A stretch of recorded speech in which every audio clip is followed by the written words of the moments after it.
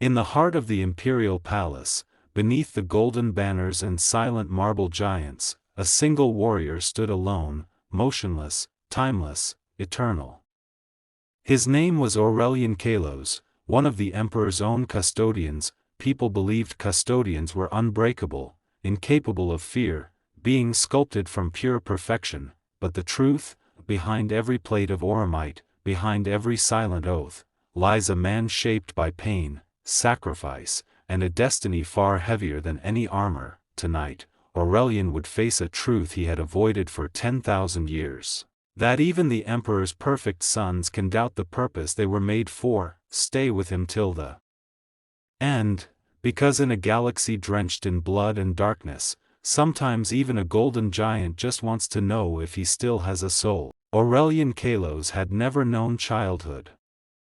He had never played, laughed, dreamt, or wondered what life meant. He was forged, not born, a being sculpted by gene alchemy, psychic imprinting, and relentless conditioning. Every breath he took had purpose. Every movement was measured. Every second was evow. Adeptus Custodes was to stand beyond mortal limits, but it was also to stand alone. His earliest memories were not of warmth or belonging, but of cold marble halls and the echo of instructors shaping his mind like a weapon. The Emperor's presence, distant but overwhelming, was carved into him more deeply than any blade, yet even perfection has shadows. Aurellian had protected the Imperial Palace for millennia. He watched empires rise and fall, heroes become legends, and humanity devour itself again and again. He fought demons in the Webway, cut down traitor warlords, and stood before horrors that would drive entire worlds into madness. But with every century, a question gnawed at him: if I was made to protect him, who protects me from the burden of eternity? Custodians never retired, never rested, never truly slept. They endured, yet Aurellian felt something forbidden, tiredness, a weight that no armor could carry. One evening, while patrolling the inner sanctum, he crossed paths with a young human scribe named Lyra. She was trembling, overwhelmed by the palace's grandeur, her hands clutching scrolls far too heavy for her small frame. She dared to look up at him, something most mortals would never do. Does it ever become less heavy? She whispered, unaware of the taboo she was stepping into. Aurellian paused. The question pierced deeper than any chaos blade. What? He asked, voice calm but edged with something ancient, serving something so enormous. Something you can never fully understand. For the first time in centuries, Aurellian felt something unexpected: recognition. The same weight she felt, confusion, duty, fear, lived inside him too. But unlike her, he was forbidden to admit it. You carry your burden, he finally answered, because turning away would be worse. Lyra nodded softly. Then, you're not alone in it. Those words stuck with him. Custodians had no friends. No one who could understand the endless weight of perfection, but a mortal scribe had seen the truth behind his golden mask. That night, as he returned to his post before the golden throne, Aurellian felt something he had almost forgotten. A whisper of humanity. A reminder that beneath all the crafted strength, he was still a soul seeking meaning. The alarm rose like a scream through the throne hall, a psychic rupture inside the Webway. A breach, small but deadly, opened beneath the palace. From its depths poured shimmering demons, twisted shapes of hate and madness. Aurellian didn't hesitate. He charged into the breach with the fury of 1,000 oaths burning inside him.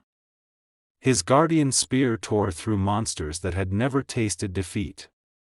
Every strike was a golden flash, every movement a deadly dance of precision, but this time, something was different. He fought not because he must, but because he feared what would happen if he failed. For the first time in 10,000 years, Aurellian felt doubt. A crack in the perfect armor of his purpose. During the chaos, he heard a scream, not from warriors, but from the mortal staff evacuating the lower sanctum, Lyra.